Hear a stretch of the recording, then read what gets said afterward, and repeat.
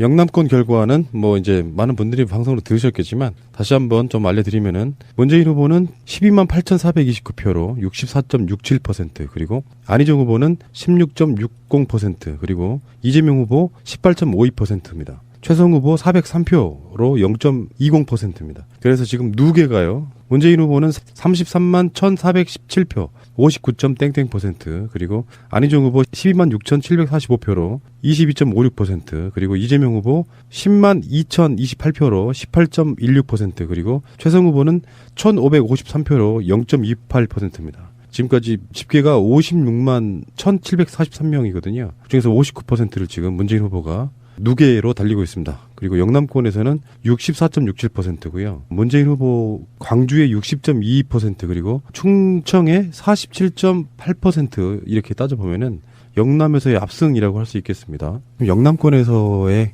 문재인의 득표율 대단하네요. 예상했었던 거잖아요. 네.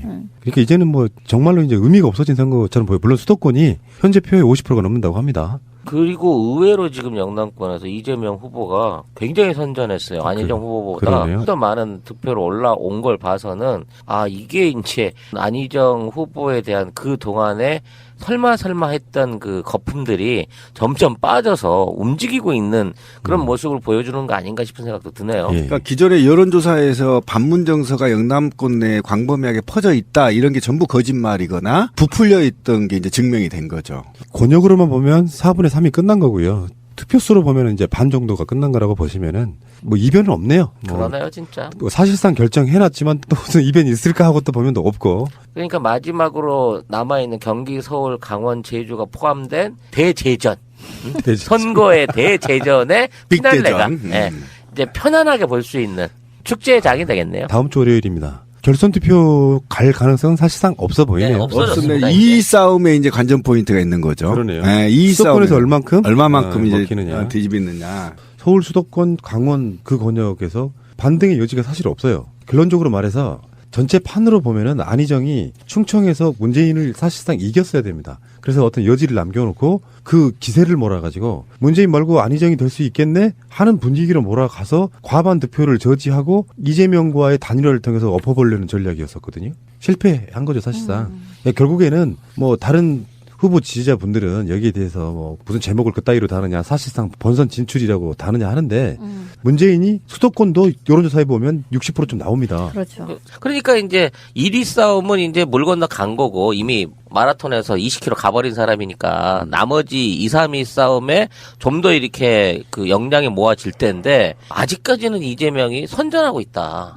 사실 충청이 먼저 까지는 바람에 이것도 앞으로의 행보상 이재명에게 더 좋은 경선의 행보가 남아있지 않나 싶은 생각이 들고 야금야금 쳐 올라와서 본인이 뭐 최고로 자신 있다는 수도권쯤 왔을 때는 정말 그때 승부의 향방을 알 수 없는 마지막까지 흥미진진할 수 있는 그나마 다른 재미를 선사할 수 있는 경선이 되겠다는 생각이 들어요. 재밌었던 거는요. 충청권에서 이재명 표가 굉장히 많이 나왔어요. 그렇죠. 15% 이상 득표를 했으니까. 대체적으로 10% 미만일 것이다라고 예측했는데 표가 많이 나옴으로써 현재는 안희정이 2등이지만 2등이 바뀔 가능성은 굉장히 상존하고 있고요. 저도 2등 바뀔 거라고 보고 네. 수도권 올라올수록 바뀐다고 보고 이게 이제 흥행에 대한 부분도 좀 생각을 해야 되는데요. 먼저 치렀던 국민의당 경선 같은 경우에 숫자가 더 많지 않습니까? 영남권이 부산 이쪽이. 근데 부산, 울산, 경남에서 시간을 연장해 가서 떴다방을 때렸는데도 불구하고 10,000명밖에 못 모았어요. 그러게요. 호남에서 90,000명 했다고 대박이다, 흥행 대박이다 그러더니 부산은 안철수의 고향이잖아. 그렇긴 한데 이제 여전히 사실 그 국민의당의 거점인 호남에서 아무래도 국민의당이 훨씬 더 인기 내지는 조직이 동원이 가능한 곳이었던 거지. 그냥 부산에서 안철수가 그렇다고 부산 지역구 출신인 것도 아니고요. 안철수가 그냥 부산을 고향으로 삼고 있다라는 거 외에는 사실 부산과 지금 국민의당을 연결할 만한 것은 별로 없다고 봐요. 근데 너무 쪽망한 거지. 이게 국민의당이 가지는 확장성, 지역당으로서의 한계를 너무 보여줘 버린 상황이 된 거고. 그렇죠. 오히려 이제 민주당 같은 경우에는 이제 그 여세를 짓밟아주면서 가뿐하게 흥행 동원을 통해 가지고 국민의당 안철수는 후보가 돼봤자 민주당의 깜이 아니야라는 걸 확인할 수 있게 되는. 그러면 국민의당이 좀 그 뭐랄까 흥행을 하기 위해서 딱 한 발씩 앞서가고 있는데 경선 그 일정을 이게 오히려 독이 돼 버리는 그렇죠. 그런 이제 효과를 내고 있는 거죠. 그러니까 영남을 일단 보면 현역 국회의원들이 많은 곳, 그곳이 대체적으로 보면 선거인단들이 많이 들어오는 거거든요. 당연하죠. 가장 지역구로 보면은 이미 거기에 굉장히 많은 의석이 들어갔고요. 그러니까 같은 영남권이라고 해도 대구 경북보다는 부산 경남 울산이 훨씬 많습니다. 노무현 대통령의 의미도 좀 남아있는 곳이라서. 근데 문제는 그 이야기보다 이거 먼저 해야 돼요. 충청도에서 왜 안희정은 10% 이상 차이가 나면서 졌을까 하는 건데 실제로 여론조사가 이렇게 나왔었어요. 충청도 경선 있던 날, 바로 그날 한국갤럽 조사를 보면요. 문재인 32, 안희정 31이었습니다.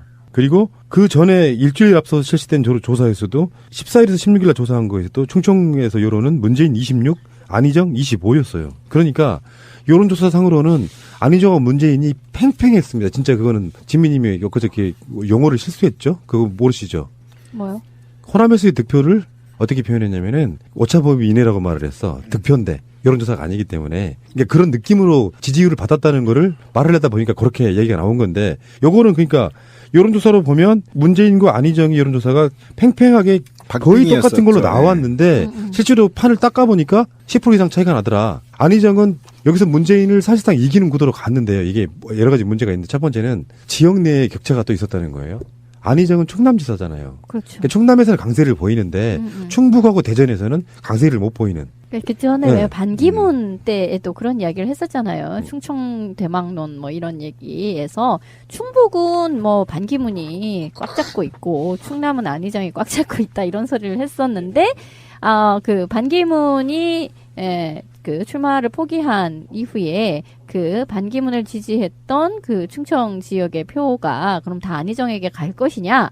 뭐 꼭 그렇진 않다 등등의 얘기가 있었던 거죠.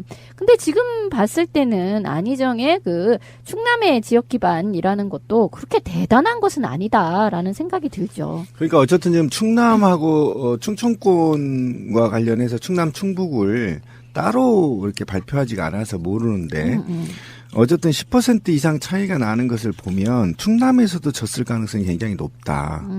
그렇게 보면 이것이 과연 뭔가 그러니까 이미 촛불 이후에 뭐 여러 가지로 좀 얘기해 볼 수 있겠지만 촛불 이후에 지역 정치는 이제 탈피한 게 아닌가 대한민국이. 그래서 안희정이 고향이 충남이라고 해서 충남에서 더 몰표가 나오고 이런 시대를 이제 간 게 아닌가라는 조심스러운 예측이 있고요. 두 번째는 촛불 민심이 보다 더 개혁적이고 보다 더 진보적인 아젠다를 가지고 있는 후보가 대통령이 되기를 바라는 염원들이 높다.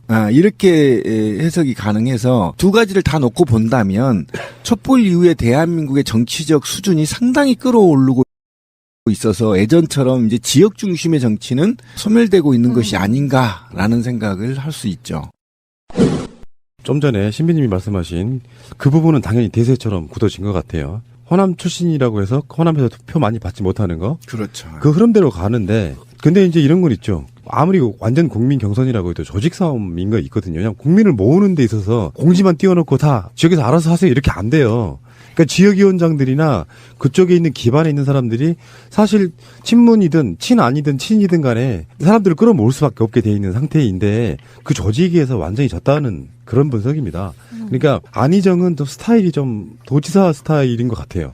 디테일이 좀 없어. 조직에 있어갖고. 문재인의 사람들인 경우는 충청도의 현역 의원으로 있으면서 오히려 안희정보다는 충청도에 있지만 문재인에 훨씬 가까운 사람들이 무지하게 많다는 거죠. 그리고 이렇게도 얘기가 될 수 있어요. 그러니까 뭐냐면 박근혜 시기하고 이명박 시기에 극단적인 국민 분열이 있었고 굉장히 이 정부가 후퇴한 형태의 정치를 많이 폈거든요. 퇴행이지, 퇴행. 완전 퇴행인 거죠. 근데 이런 정치의 혐오증을 느낀 국민이 야당 후보라 하더라도 비방이나 또 미래지향적인 공격이 아닌 포지티브 방식의 공격이 아니라 마이너리티 방식으로 공격을 해댄 거에 대한 그 혐오 그런 것들이 좀 있는 게 아닌가. 그래서 후보들이 미래지향적인 아젠다를 내놓은 후보들이 굉장히 득표를 많이 얻는 것이 사실이에요, 사실은. 그러니까 뭐 여러 가지 분석이 가능한데 일단 박근혜 탄핵 국면에서 지금 급작스럽게 치러지는 선거라는 측면도 있고요. 그렇죠. 복잡한 거 싫어. 지금 대사람 밀어주자 이런 분위기도 그렇죠, 있고. 그렇죠. 예. 근데 뭐 정치권 일각에서는요, 그래도 아까 제가 말씀드린 것처럼 조직력의 차이 같은 건데, 노영민 전 의원, 이분이 지금 캠프 조직본부장 맡고 있거든요. 충북 청주예요. 그리고 충북 도당위원장이 도종환 의원이고요. 이분이 문재인 후보 문화예술특보이기도 하고요. 다음에 대전의 오선인 박병석 의원은, 그리고 대전 시당위원장 박범계 의원, 이런 사람들이 공동 선대위원장과 특보단 부단장 맡고 있고요. 아까 디테일이 약하다라고 하는 거는, 안희정은 이렇게 생각을 한번 해봐야 돼요. 문재인은 당대표를 일단 지냈죠. 그러니까 전국 중앙에서의 본인이 원했건 원하지 않았건 전국적인 인물이 된 거예요. 그 첫 번째고, 대선 치러봤잖아요. 그러면 속속들이 지역들에 대해서 나름대로 하부 조직이 있는 거거든요.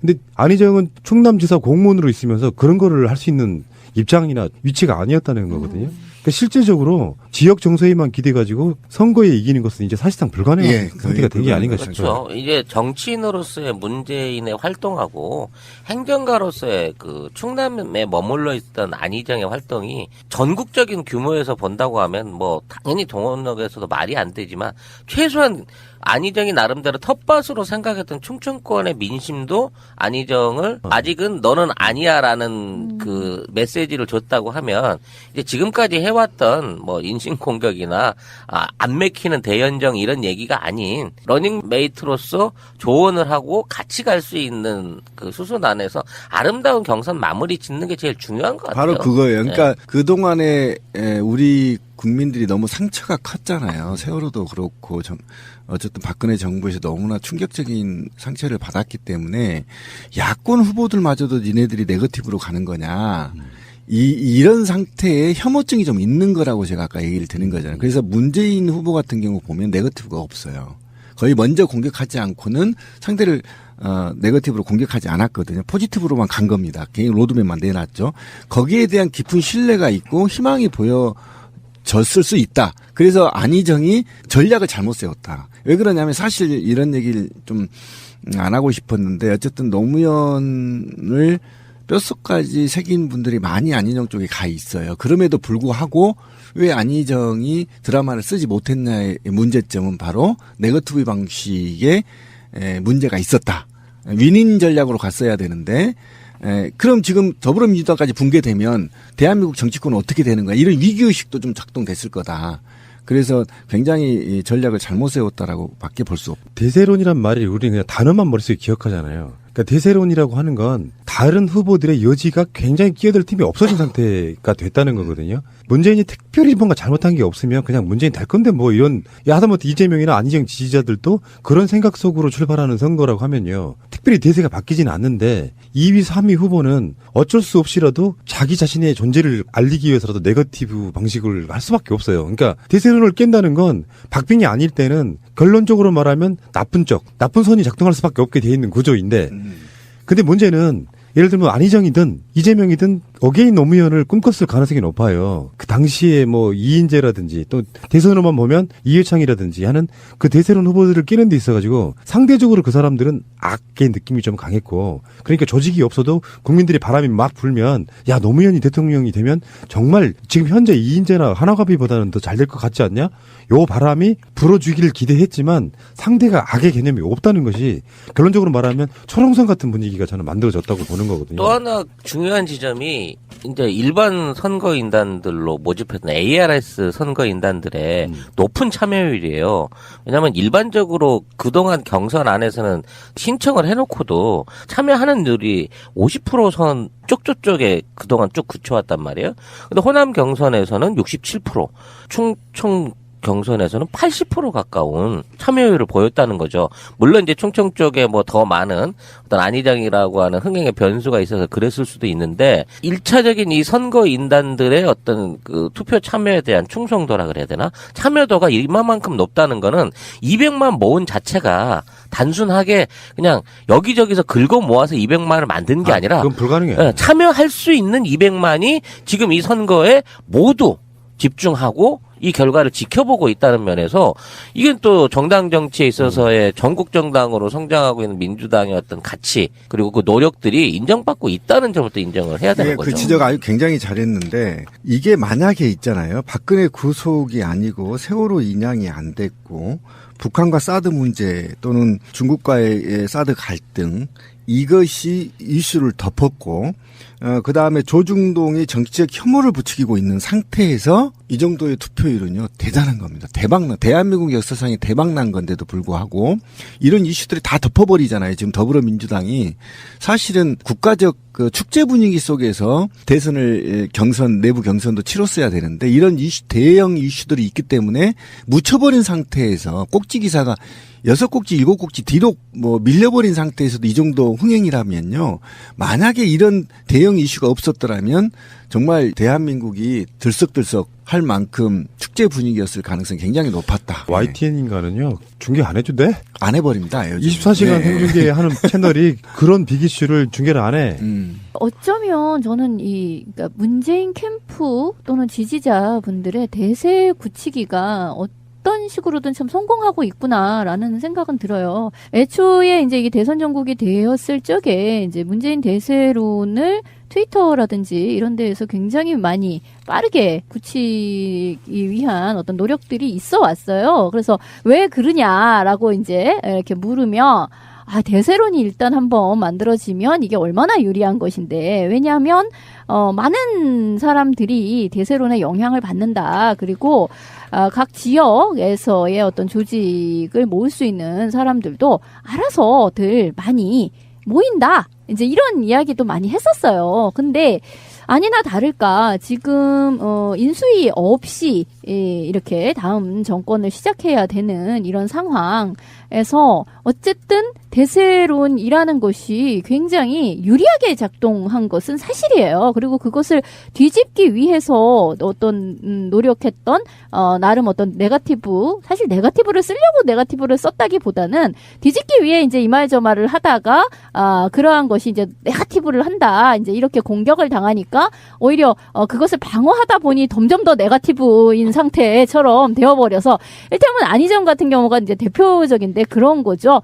뭐 정말 정남이가 떨어진다 이제 이런 말까지를 하게 된 건데 약간 이제 폐가 말린 것 같은 어떤 그런 상태에 빠진 것이 아닌가라는 생각이 들어요. 근데 저는 뭐 이게 전체 아주 큰 그림으로 보았을 때는 과히 나쁘지는 않다고 생각해요. 일테면 지금 총선 이후에 더불어민주당이 전국 정당이 되고 있고 현재도 어떤 지역의 영향을 그다지 받지 않는다. 전국에서 골고른 지지를 받고서 문재인 후보가 대통령이 되게 된다면 어떤 전국을 안정적으로 끌고 나갈 수 있는 교두보가 확보되는 것이기 때문에 현재의 어떤 불안한 전국을 안정화시키는 데에는 굉장히 큰 도움이 된다고도 볼 수 있죠. 근데 한편으로 생각해보면 이제 이러한 대세론이 이제 굳어지게 되었을 적에 약간 우려스러운 점은 투표율 자체가 굉장히 낮아질 가능성 같은 것도 좀 생각해 볼 필요가 있어요. 뭐 어차피 문재인이 될 거 아니야? 이제 이렇게 되면 지금의 어떤 새누리당, 과거 새누리당을 지지했던 사람들은 그냥 싫어서 찍을 사람 없어 이러고 안 찍는다든가 그리고 이쪽 지금 뭐 더불어민주당이 됐든 뭐 국민의당이 됐든 이제 이런 쪽 입장에서도 별로 그 열기를 못 느껴서 대선의 어떤 본선 투표율 자체가 굉장히 낮아질 가능성도 있다. 이제 안철수가 원하는 것처럼 1대1 구도가 만약에 된다라고 하면 그때는 약간 지금의 예상보다 투표율이 올라갈 가능성이 있다고도 볼 수 있지만 전체적으로는 투표율이 그다지 높지 않을 가능성을 좀 생각해 볼 필요가 있어요. 일단 이명박에게 압도적으로 투표율이 낮았지만 패배를 당한 정동영의 입장처럼 그들의 투표율이 낮아지는 거는 우리가 걱정할 문제는 아닌 것 같고요. 일단 정권 교체가 중요한데 우리는 마치 저 앞에 대통령이 바로 앞에 와 있는데도 불구하고 물 한 번 건너는데 사르르판 같이 무슨 변수가 생겨가지고 이게 뒤집힐까 하는 불안감 때문에 지금 계속 이러고 있는 건데 대세론으로 상대방이 투표율이 꺾인다면 전 나쁜 건 없을 거라고 보고 투표율이 높다고만 좋은 건 아닐 거라고 생각이 들거든요. 근데 투표율이 낮는 거는 또 어떤 문제가 있냐면 그러니까 적극적 투표층은 상관없죠. 양측이 적극적 투표층은 있으니까요. 근데 저는 결국은 1대1 구도로 좀 갈 거라고 봐요. 그럼 3자 구도 아닙니까? 심상정 의원까지. 저는 이렇게 보거든요. 왜 그러냐면 저쪽이 지금 수백억 대의 돈을 투자해서 대선에 나올 만한 인물들이 사실 저는 없다고 봐요. 그래서 어쨌든 준비됐다라면 안철수 쪽으로 단일화가 될 것이고 그다음에 심상정 의원 나오면 3자 구도로 갈 텐데 이 상태에서 투표율이 낮으면 부정선거 개입의 여지가 있어요. 여기서 시민의 눈을 확 들이미시는 우리 아니, 시민들. 들이민 게 아니라 사실 그래서 제가 중요한 불안한 문제죠. 겁니다. 굉장히 중요한 문제에서 약 7% 이내로 3자 구도에서 7% 이내로 좁혀지게 되면 부정선거 개입은 거의 99%라고 봐야 돼요. 그래서 제가 불안하고 그래서 투표 아까 진미님 말 굉장히 잘했는데 투표 정권 교체를 하고자 촛불을 켰던 시민 이 시민들이 그날 연휴가 끼어 있어요. 앞주에. 그래서 어떤 방식으로든 투표를 안 하면 안 된다. 이거는 정말 있잖아. 마지막 고지를 넘어야 되는데 에이 어차피 문재인이 될 거니까 뭐 이렇게 돼가지고 안 해버린다고 한다면 이건 정말 심각한 그러니까 문제. 서로가 약간 입장이 다른 거야. 자 그런데 그러니까 예. 반문 쪽에서의 투표율이 떨어지는 문제, 또 이쪽에서는 상대적으로 될 거니까라고 투표하고, 저는 그건 걱정 안 하셔도 되는 게, 이게 투표라고 하는 게 어떤 면에서 보면 약간 전쟁 같은 거예요. 전쟁이죠. 그래서 예. 기세가 오른쪽에서는 어떻게든지 찍어 눌러서 확 상대방의 존재 가치를 떨어뜨려야 되는 부분이 있기 때문에 정권 교체 바라는 사람들은 분명히 투표장으로 다 나오는 선거라고 저는 보고요. 문제는 지금 아까 언급하신 거를 그럼 이야기 한번 해봅시다. 안철수 부분인데 지금 이제 그들은 여러 가지를 막 대입해봤지만 안 되는 부분들 있어요. 그래서 일단은 제 생각부터 먼저 말씀드려 볼게요. 그들이 어떤 그림을 그리고 있건 간에 현재 상태에서는 오자 구도로 선거를 치를 가능성이 저는 높다고 보는 입장이에요. 새누리당은 새누리당대로 홍준표, 그리고 바른정당은 유승민, 그리고 국민의당은 안철수가 뽑힐 가능성이 지금 거의 100%고, 그 다음에 정의당이 심상정 이미 뽑혔죠. 그리고 더불어민주당에 문재인이 뽑힌다고 하면 이 상태로 끝까지 갈 가능성이 저는 90%라고 보고, 하나가 빠진다면 유승민 정도가 빠진다. 이 정도의 변수는 밖에 저는 없다고 보는 상태거든요. 그런데 이제 안철수 입장에서는 기타 등등을 물리치고 내가 문재인과 1대1 구도로 가겠다라고 밀어붙이고 있지만 그게 현실적으로 가능할지에 대한 이야기를 한번 해보자는 거예요. 일단 언론은 아직 경선이 완벽하게 다 끝나지도 않았는데도 불구하고 문재인과 안철수의 1대1 구도를 가장한 그 보도들을 계속 내놓고 있어요. 조선이 주도하고 네. 있죠. 근데 이게 웃기는 거야. 각 후보자나 당들의 입장을 물어보지도 않은 상태에서 언론이 미리 앞서가서 1대1 구도로 가야 된다. 그래야만 경쟁력이 있고 뭐 오차범위 아니다. 안에 지금 일들 경쟁력이 있다. 이런 말도 안 되는 개구라를 치고 있는 거야. 떡줄 사람 생각도 안 하는데. 그러니까 그런 조사가 나온 게 있어요. 문재인 48, 안철수 42까지 나온 양재 대결의 경우에. 근데 그게 안 되는 이유는 명백하거든요. 첫 번째, 새누리당이 후보를 안 내요? 저는 그거 불가능하다고 보고, 결국에는 이 사람들은 대통령 선거에 당선되는 목적이 아니고 완주해가지고 자기들이 갖는 그 득표율만큼 정치적으로 저는 살아남는 거라고 보는 입장이라면 끝까지 뛸 수밖에 없는 게 바로 얼마 전까지 여당이었던 여당의 후보가 포기한다? 가능성 저는 거의 없다고 보고요. 그 당이 7호선 아원 바른정당이 대선에 당선될 목표가 아니라면 다른 선거도 있는데 새누리당하고 같이 엮이는 단일화? 새누리당과 할 수 있다? 이것도 저는 안 된다고 보고, 국민의당 입장에서요, 아무리 지금이야 이렇게 계산을 하지만 만약에 대통령 되기 위해서 안철수에게 새누리당과 바른정당을 묶어서 단일화를 한다? 전남분들이 그 감정으로 안철수에게 표 주겠습니까? 저는 안 된다고 보고, 그리고 나머지 변수, 심상정 후보는 어차피 간당간당한 선거가 아니기 때문에 이제 진보의 어떤 느낌을 한번 받아보겠다라고 완주하기로 이미 우리하고 인터뷰한 게 얘기 나왔잖아요. 문재인 후보가 포기할 리 없잖아요. 그러면 5명이 뛰는 것이 사실상 90%라고 저는 보거든요. 그런데 그 정치적으로는 보면 그래요. 저도 그렇게 보는데 그렇게 될 수가 없습니다. 왜냐하면 지금 유승민 쪽을 먼저 보면요. 10%를 득표를 못하면 수백억대 돈을 내야 돼요. 이게 현실에 직면하는 겁니다. 지금. 이게 1, 200억 갖고 되는 거 아니에요. 이게 수백억에서 수천억까지 들어간단 말이에요. 5%를 해야 509억을 보전받을 수 네. 있는 거고, 만일 10% 미만으로 10% 정도 득표를 한다고 손치더라도 250억 이상밖에 보전을 못 받는 거예요. 그렇게 되면. 그러면 가뜩이나 지금 재산이 없는 지금 바른정당 같은 입장에서는 정치 신불자 돼버리는 거야. 그러니까 그 빚을 다 안고 가야 돼. 바른정당 같은 경우는 그렇고, 그다음에 홍준표를 한번 봅시다. 홍준표가 그만한 돈을 지불할 돈이 없어요. 그리고 그러니까 지금 홍준표를 믿고 쏴줄 놈도 없어. 없어. 그러니까 그 돈이 지금 그 정치적 공학으로는 그 얘기가 되는데 현실에서 지금 솔직히 우리 말하면요. 대선 끝까지 치르려면요. 돈이 얼마든지 아세요? 뭐 2, 3천억 들 거예요. 네, 몇 천억대예요. 그러니까 이 그러면- 정도의 큰 돈을 어떻게 마련할 것이냐. 또 부정하게 마련한다고 해서 이 사람이 희망이 있어야 누가 뭘 쏴줄 거 아니야. 근데 희망이 없기 때문에 쏴주지도 어렵단 말이에요. 그러니까 부정선거도 못한단 말이에요. 돈을 부정하게 모을 수도 없다란 말이에요. 그러니까 이런 직면에 있어서 결과적으로는 이들이 어떤 방식으로든 꼬리를 내리거나 또는 비밀 협상을 통해서 안철수와 연대를 할 가능성이 굉장히 있어서 저는 아직까지는 안철수로 단일화되는 거에 대한 정치적 합의가 남아있다, 아직은. 남아있고. 가능성을. 예. 그리고 만약에 심상정 대표가 지금은 완주를 하겠다고 하지만, 아까 말한 대로 이제 현실 정치이기 때문에 결정적인 순간에 더불어민주당과 정치적 연대의 가능성이 있다. 그렇다고 치면은 안철수가 원하는 1대1 구도가 돼버린다는 거죠.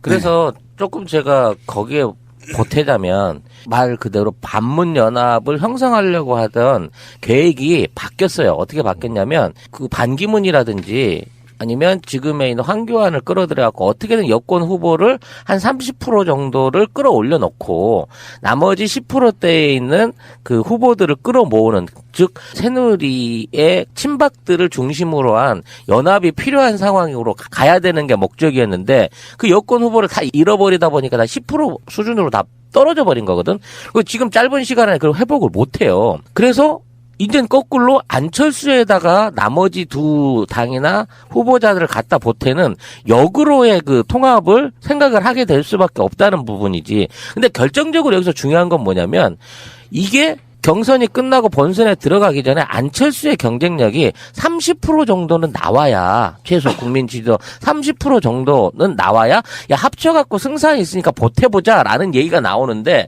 셋이서 아무리 짜고 돌려도 10%에서 왔다 갔다 하는 수준에서 그치면 합당할 의미가 없기 때문에 그대로 강행해서 가는 수밖에 없는 구도가 생겨요. 근데 지금 이 미친 언론이 안철수를 막 지금 16%로 올려놨잖아. 안희정하고 이재명을 합치면 그게 한 20% 되는데 그게 이제 후보 단일화가 되면 10% 이상 안철수로 옮겨간다는 거야. 그래서 그걸로 해서 지금 25% 정도는 될 거고 그 이후에 지속적으로 국민의당의 어떤 지지가 안철수에 대한 지지가 늘어나면서 안철수가 30% 정도 됐다라는 여건을 형성했을 때는 그때는 이제 명분론이 생길 수 있다는 거지. 통합을 할 수 있는 그 승부를 낼 수 있다는 조건이 된다는 거죠. 그러니까 공학적으로 봐서 지금에 있는 그러니까 반문 연합이 이루어지려고 하면 셋 중에 한 놈만은 똘똘하게 한 30% 모았다고 하는 일종의 그 대장 주자가 나와줘야 되는 건데 이 고민이 어떻게 해도 새 놈이 15%를 못 넘어가는 나머지 잔챙이들이 그게 문제예요. 그러게요. 호남에서 9만 명 했다고 대박이다, 흥행 대박이다 그러더니 부산은 안철수의 고향이잖아. 그렇긴 한데 이제 여전히 사실 그 국민의당의 거점인 호남에서 아무래도 국민의당이 훨씬 더 인기 내지는 조직이 동원이 가능한 곳이었던 거지. 그냥 부산에서 안철수가 그렇다고 부산 지역구 출신인 것도 아니고요. 안철수가 그냥 부산을 고향으로 삼고 있다라는 거 외에는 사실 부산과 지금 국민의당을 연결할 만한 것은 별로 없다고 봐요. 근데 너무 쪽망한 거지. 이게 국민의당이 가지는 확장성, 지역당으로서의 한계를 너무 보여줘버린 상황이 된 거고. 그렇죠. 오히려 이제 민주당 같은 경우에는 이제 그 여세를 짓밟아주면서 가뿐하게 흥행 동원을 통해 가지고 국민의당 안철수는 후보가 돼봤자 민주당의 깜이 아니야라는 걸 확인할 수 있게 되는. 그러면 국민의당이 좀 흥행을 하기 위해서 딱 한 발씩 앞서가고 있는데 경선 그 일정을 이게 오히려 독이 돼버리는. 그렇죠. 그런 이제 효과를 내고 있는 거죠. 그러니까 영남을 일단 보면 현역 국회의원들이 많은 곳, 그곳이 대체적으로 보면 선거인단들이 영남권 결과는 뭐 이제 많은 분들이 방송으로 들으셨겠지만 다시 한번 좀 알려드리면은 문재인 후보는 12만 8,429표로 64.67%, 그리고 안희정 후보는 16.60%, 그리고 이재명 후보 18.52%입니다. 최성 후보 403표로 0.20%입니다. 그래서 지금 누계가요. 문재인 후보는 33만 1,417표, 59.땡땡%, 그리고 안희정 후보 12만 6,745표로 22.56%, 그리고 이재명 후보 10만 2,028표로 18.16%, 그리고 최성 후보는 1,553표로 0.28%입니다. 지금까지 집계가 56만 1,743명이거든요. 그중에서 59%를 지금 문재인 후보가 누계로 달리고 있습니다. 그리고 영남권에서는 64.67%고요. 문재인 후보 광주의 60.22% 그리고 충청의 47.8% 이렇게 따져보면은 영남에서의 압승이라고 할 수 있겠습니다. 영남권에서의 문재인의 득표율 대단하네요. 예상했었던 거잖아요. 네. 그러니까 이제는 뭐 정말로 이제 의미가 없어진 선거처럼 보여요. 물론 수도권이 현재 표의 50%가 넘는다고 합니다. 그리고 의외로 지금 영남권에서 이재명 후보가 굉장히 선전했어요. 안희정 후보보다 그러네요. 더 많은 득표로 올라온 걸 봐서는 이게 이제 안희정 후보에 대한 그 동안에 설마 했던 그 거품들이 점점 빠져서 움직이고 있는 그런 모습을 보여주는 거 아닌가 싶은 생각도 드네요. 예. 그러니까 기존의 여론조사에서 반문 정서가 영남권 내에 광범위하게 퍼져 있다 이런 게 전부 거짓말이거나 부풀려 있던 게 이제 증명이 된 거죠. 권역으로만 보면 4분의 3이 끝난 거고요. 투표수로 보면 이제 반 정도가 끝난 거라고 보시면은 뭐 이변은 없네요. 그러네요, 진짜. 뭐 사실상 결정해놨지만 또 무슨 이변이 있을까 하고 또 보면 또 없고. 그러니까 마지막으로 남아있는 경기, 서울, 강원, 제주가 포함된 대제전. 선거의 대제전의 피날레가 빅대전. 이제 편안하게 볼 수 있는 축제의 장이 되겠네요. 다음 주 월요일입니다. 결선 투표 갈 가능성은 사실상 없어 보이네요. 네, 없어졌습니다. 없으면 이제. 이 싸움에 이제 관전 포인트가 있는 거죠. 그러네요. 네, 이 수도권에서 싸움에 얼마만큼 이제 먹히느냐. 뒤집히느냐. 서울 수도권 강원 그 권역에서 반등의 여지가 사실 없어요. 결론적으로 말해서 전체 판으로 보면은 안희정이 충청에서 문재인을 사실상 이겼어야 됩니다. 그래서 어떤 여지를 남겨놓고 그 기세를 몰아가지고 문재인 말고 안희정이 될 수 있겠네 하는 분위기로 몰아가서 과반 득표를 저지하고 이재명과의 단일화를 통해서 엎어보려는 전략이었었거든요. 실패한 거죠 사실상. 결국에는 뭐 다른 후보 지지자분들은 여기에 대해서 뭐 많이 들어오는 거거든요. 당연하죠. 가장 지역구로 보면은. 이미 거기에 굉장히 많은 의석이 들어갔고요. 그러니까 같은 영남권이라고 해도 대구 경북보다는 부산 경남 울산이 훨씬 많습니다. 노무현 대통령의 의미도 좀 남아있는 곳이라서. 근데 문제는 그 이야기보다 이거 먼저 해야 돼요. 충청도에서 왜 안희정은 10% 이상 차이가 나면서 졌을까 하는 건데 실제로 여론조사가 이렇게 나왔었어요. 충청도 경선 있던 날 바로 그날 한국갤럽 조사를 보면요. 문재인 32, 안희정 31이었습니다. 그리고 그 전에 일주일 앞서 실시된 조사에서도 14일에서 16일날 조사한 거에서도 충청에서 여론은 문재인 26, 안희정 25였어요. 그러니까 여론조사상으로는 안희정과 문재인이 팽팽했습니다. 진짜 그거는 진미님이 엊그저께 용어를 실수했죠? 그거 모르시죠? 뭐요?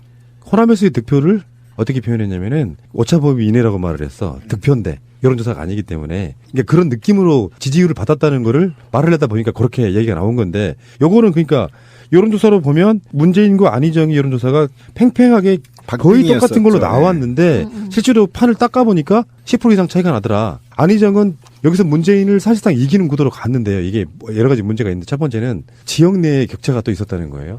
안희정은 충남지사잖아요. 그렇죠. 그러니까 충남에서는 강세를 보이는데 충북하고 대전에서 무슨 제목을 그따위로 다느냐 사실상 본선 진출이라고 다느냐 하는데 문재인이 수도권도 여론조사에 보면 60%좀 나옵니다. 그렇죠. 그러니까 이제 1위 싸움은 이제 물 건너 간 거고 이미 마라톤에서 20km 가버린 사람이니까 나머지 2, 3위 싸움에 좀 더 이렇게 그 역량이 모아질 텐데 아직까지는 이재명이 선전하고 있다. 사실 충청이 먼저 까지는 바람에 이것도 앞으로의 행보상 이재명에게 더 좋은 경선의 행보가 남아있지 않나 싶은 생각이 들고 야금야금 쳐 올라와서 본인이 뭐 최고로 자신 있다는 수도권쯤 왔을 때는 정말 그때 승부의 향방을 알 수 없는 마지막까지 흥미진진할 수 있는 그나마 다른 재미를 선사할 수 있는 경선이 되겠다는 생각이 들어요. 재밌었던 거는요. 충청권에서 이재명 표가 굉장히 많이 나왔어요. 그렇죠. 15% 이상 득표를 했으니까. 대체적으로 10% 미만일 것이다라고 예측했는데 표가 많이 나옴으로써 현재는 안희정이 2등이지만 2등이 바뀔 가능성은 굉장히 상존하고 있고요. 저도 2등 바뀔 거라고 보고 네. 수도권 올라올수록 바뀐다고 보고 이게 이제 흥행에 대한 부분도 좀 생각을 해야 되는데요. 먼저 치렀던 국민의당 경선 같은 경우에 숫자가 더 많지 않습니까? 영남권이, 부산 이쪽이. 근데 부산, 울산, 경남에서 시간을 연장해 가서 떴다방을 때렸는데도 불구하고 10,000명밖에 못 모았어요.